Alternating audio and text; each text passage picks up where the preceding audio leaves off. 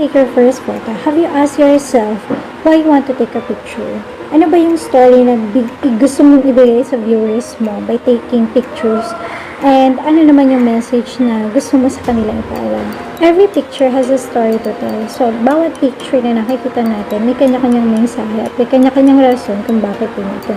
So, as a photographer, it is your duty or responsibility to capture the story and share it with your viewers.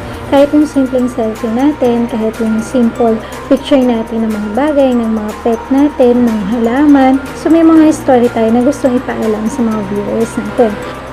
There are different composition rules in photography, but there are 4 rules which beginners must learn. So, we are going to discuss those different rules of composition and as well as the different elements of composition.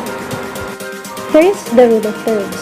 So the most popular, most fundamental, and simplest rule of composition is the rule of thirds. It involves dividing an image into 9 equal grids or splitting the vertical and horizontal spaces into 3 equal parts. So the rule states that for an image to be eye-catching, the main focus must be placed along one of the lines marked in the thirds. Imagine natin yung habang nagpipicture tayo, i-divide natin yung image into 9 equal parts. So may mga phone, may mga cameras na may built-in feature ng grids na kung saan nahati sa 9 equal grids yung image. So para maging eye-catching yung isang image, so kailangan nagpo-fall siya dun sa mga lines na nakamark sa mga thirds. So, kailangan makikita mo na nandun siya, nagpo-fall doon sa at least 3 grids ang nasasakop niya. This is the rule of odds.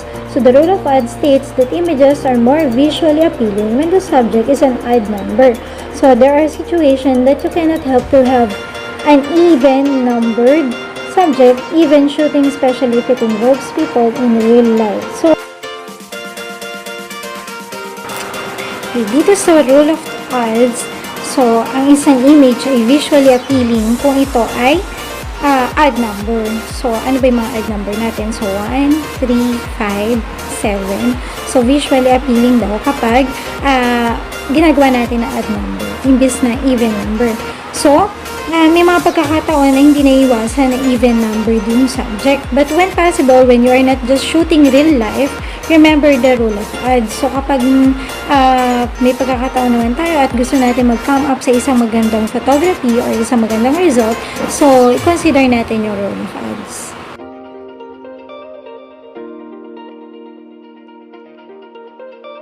The rule of space. The rule of space states that there is a need to leave clutter-free spaces in the photo to show movement, context, and idea. That it is a bigger than what the viewer is seeing. So, sa rule of space, pwede daw natin gamitin yung mas maluwang na space para sa photography. So, kung gusto daw natin magkaroon ng mensahe or message ng image mo na clutter-free, malinis, para bang napakaluwang nung ginagalawa nung subject, so pwede tayong gumamit ng space. Example natin dito, yung mga ang background ay blank na space or blank lang tapos isang subject mo lang, so that is a rule of space. Another one, kapag nagpicture kayo sa malawak na bukid or halimbawa sa flower farm, so that is a rule of space kasi ikaw lang yung subject and then yung background mo is maluwang na space. The rule of viewpoint. So, the most basic rule in composing a photo, the rule of viewpoint, also called POV or point of view. It is as easy as pointing the camera to the subject and clicking the shutter button.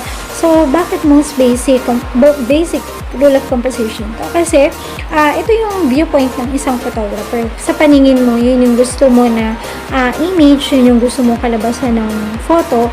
So, yun yung lalabas at yun yung makikita ng viewer. So, kung ano yung gusto mong story na ibigay or message na ibigay based dun sa photography, yun yung makikita ng viewers.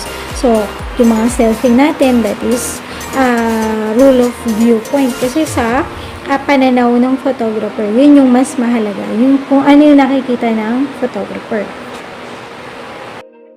Composition in photography refers to the arrangement of the subject, the relative objects, and the several elements in a photo that gives the ability to attract the eyes and encourage it to keep on exploring the image. So these elements of composition include frame, balance, perspective, depth of field, color, line, symmetry, pattern, texture, and space. Is also made up of several elements that make it pleasing to the eye. So, maraming elements na meron sa isang photograph para maging maganda sa paningin ng tumitingin. So, we're going to discuss now the different composition elements para makapag-create tayo ng isang eye-catching and pleasing photography. So, the first element of composition is frame. Framing is the technique that highlights the main point of the interest in the image while blocking its other parts with something that is part of the scene. So, gumagamit tayo ng frame. So, gusto natin i-emphasize yung subject ng photography natin sa pamamagitan ng framing. So, pinapaloob natin siya sa isang frame. Pero, ang frame na to, hindi natin ina-edit. Yung frame na yon, ginagamit natin yung isang part ng picture para maging frame. So, take a look at the example. So, yung picture na yan ay ginamit na frame yung isang bahagi ng picture. Pero, hindi inedit. Bahagi pa rin ng picture yung frame. Next is balance. So, to balance is to find the correct combination of colors and shapes. The areas of light and dark must complement each other. So, alam naman natin yung balance, di ba? So, may iba't ibang paraan para maging balance yung isang picture. So, pwedeng light against dark. So, the use of black against white sends great balance in the work. So, karamihan ng mga pictures ngayon gumagamit ng black and white color. So, para magkaroon ng contrast. And then, colors. We can use colors. Space. Large against small. O yung malaking element dun sa maliit na element. So, pwede magkaroon ng balance. Shape and then texture. Field. So, depth of field refers to the part of an image that is in sharp focus while isolating a subject from the background and foreground in the picture. So, in depth of field, ito yung elements of composition na kung saan sharpen or masyadong malinaw yung subject, and then yung ibang bahagi ng picture na hindi kasama dun sa subject ay nagbe-blurred or pinafocus lang natin yung subject. So, it is one way of emphasizing the subject. Element is perspective. So, perspective refers to the position of the viewpoint of the photographer. So, a simple change in camera angle by moving it to the right, left, above, or below can add more visual impact and drama to make an interesting picture. So, pag sinabi natin na perspective, ito yung photographer, yung galaw ng photographer, yung position ng photographer, o yung angle ng camera, magkakaroon ng malaking changes. So, example natin, ayan yung nasa picture natin. So, pwedeng ang nagbabago ng position is yung photographer. Hindi nagbabago ng position yung subject, pero yung photographer. So, depende sa perspective ng photographer. For example, so, pwede tayong magkaroon ng picture na parang tinatatakan yung isang tao. So, katulad ng example natin. So, hindi naman lumaki yung subject or hindi naman lumiit yung subject. Pero yung position ng photographer, which is malapit siya doon sa mismong paa, yun yung nagkakaroon ng effect na parang lumaki yung isang subject at lumiit naman yung isa. So, maraming paraan pa tayo pwedeng magkaroon ng iba't ibang klase ng magagandang picture depende sa angle and position ng photographer. Nandun lang tayo sa level na kailangan ng creativity ng photographer. Symmetry. Symmetry in photography can be achieved by creating an image which can be divided into two equal parts, either horizontal or vertical, where both parts of the image look the same or at least similar. So, this element of composition brings the sense of anonymity and harmony. So, yung symmetry, ito yung para din siyang balance. So, kaya lang ang pagkakaiba nito, pag sinabi natin symmetry, pag dinivide mo into two equal parts, so hinati mo yung isang image, kung ano yung nasa kabila, yun din yung nasa kabila. halos magkamuka yung laman ng magkabilang. So, nagkakaroon ng balance. Almost proportionate yung image. So, pwede natin to, example natin, pwede natin gawin to sa mga subject na they have the same element both sides. So, kagaya ng mga staircase, ng bridge. So, yung mga roads na may parehas na puno sa magkabilang side. So, pag pinicturean mo yon at hinati mo sa dalawa yung image, kung ano yung meron sa right side, meron din sa kabila. Yun yung symmetry. The space. So, the space is in the picture conveys movement. It leaves the subject an area to move and breathe. In some pictures, the space creates a sense of intimacy and connection between the subject and its surroundings. So, kagaya ng na-discuss natin ganito sa rule of space. So, isang magandang element ng composition is yung space. So, it denotes intimacy, especially sa mga picture na halimbawa nasa tabing dagat and then yung background mo sunset. So, nagkakaroon ng feeling ng intimacy, lalo na kung ang picture ay picture ng isang couple, or pwede naman kahit mag-isa lang. And then, yung background mo, yung dagat, and then yung sunset, o kaya sunrise, o kaya naman yung field. So, nagkakaroon ng feeling na ang luwang ng ginagalawan nung subject. Lines put emphasis on distance and illustrate the relationship between the elements in the foreground and background of the subject. So, isang mahalagang element din ng composition yung line. Bakit? Kasi different lines denotes different meaning. So, nakakatulong to para bigyan ng emphasis yung message ng image. Vertical lines. So, kapag vertical lines, ito yung patayong line. So, it suggests power, growth, and dominance. So, bakit nagde-denote ng power and dominance? So, kagaya ng mga nagtataas ang building. So, it denotes power. So, vertical line yun kasi patayo. And then, yung matataas na puno, vertical line yun. So, it denotes growth. Next one is horizontal lines. Yung horizontal lines, ito naman yung pahiga na linya. So, it suggests peace, calmness, and sense of restfulness.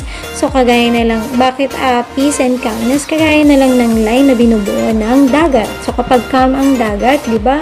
Straight line lang na pahiga. So, it denotes calmness. And then, diagonal lines, ito yung paslant na line, suggests action, stimulation, movement, and depth.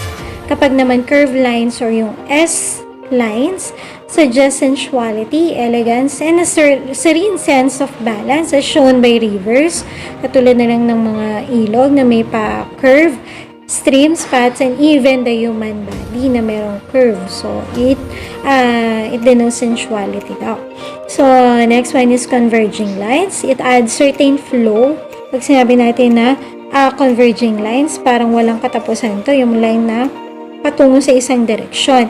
So, it also adds a sense of distance or scale. So, example natin, yung power lines, katulad nilang ng mga kawad ng kuryente, yung stairways, and then yung railroads, na parang walang katapusan pag pinicturean mo, parang endless. Texture. So, it is found where you feel the smoothness and roughness of the subject. So, use of this technique must be in moderation. So, ano ba yung texture? So, sa isang picture, pwede natin i-denote kung ang isang bagay ba ay makinis or magaspang, malambot or matigas. So, we can use this element of composition. Kagaya na lang ng tree bark, di ba? So, madidenote natin na yun ay magaspang. Halimbawa naman ay yung mga cotton, so yun, madidenote natin na yun ay soft. So, in moderation lang daw ang paggamit ng texture. So, if everything in the photo has its soft texture, the photo can be boring. So, kapag isang texture lang ang meron sa isang photo, boring naman. Kapag naman masyadong iba-iba, masyado namang crowded. So, kailangan daw in moderation yung paggamit ng element of composition nito. So, next one is color. So, the easiest composition technique to use is color because it is everywhere. So, easiest lang yan kasi kahit saan tayo tumingin, napakadaming kulay. So, ano na nga ba yung importance ng color? So, unang-una, eye-catching. So, kapag makulay yung isang bagay, madaling makukuha yung attention ng isang viewer. At madali nitong makukuha yung interest. So, pero katulad ng texture, dapat daw in moderation din ang paggamit ng yung paggamit natin ng color kasi masyadong magiging crowded din kapag masyadong marami yung kulay. Kapag naman kaunti or hindi maganda yung combination ng kulay, masyado namang masakit sa mata. So, kailangan daw maganda yung paggamit natin ng element of composition. Okay, so last one is pattern. So, it can readily be captured in photos because it can easily be seen everywhere. So, kagaya ng color, madalas din natin nakikita yung pattern, hindi lang natin napapansin. So, kagaya ng example natin na sa mga halaman, pwede natin makita yung pattern. Pwede natin makita sa mga puno na magkakaparehas and then sunod-sunod. So, that is pattern. So, any photographer just needs to be keen in identifying and emphasizing it in a photo. So, katulad sa mga, yung mga books natin na nakastock. So, those are patterns. So, kagaya na lang ng mga magkakamukha na design na bintana, those are patterns. So, everywhere, pwede nating makita. Kailangan lang daw ng keen observation para makita, ma-emphasize mo yung pattern sa isang photo. And focus on the discussion of the rules and elements in composing an image. So, mahalaga pa rin na masusunod natin yung mga rules na to. Pero ang mahalaga dito, sabi nga, yung isang photo, it has so many story to tell. So, a picture is worth 1,000 words.